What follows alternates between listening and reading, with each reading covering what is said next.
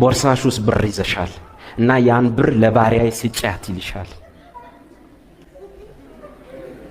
ይሄ ማለት ኮርነር ጋር ወስዶ ሃንግ ከሚሰራ ሰውዬ አይደለም። በምንድን የሚለየው እውነት ይኸው እዚህ ያሉ እናት ሃንግ ልሰራቸው በማንስ የኃጢአቴን ስርየት ባገኘውበት እናታችን የገባቸው ናቸው። አይናቸው ተከፍቷል። ይኸውልሽ ልጅ ቦርሳቸውን ከፍተው አንቺ ያልሽው ብር እዚህ ውስጥ የለም እና እግዚአብሔር ደግሞ አላከሽ። እነዚህ ነቢያት ምን ሆኖ ነው እዚህ ደረሱ? ሞከሩ እድሜም ገፋ ምንም ገፋ ኪስ የለም።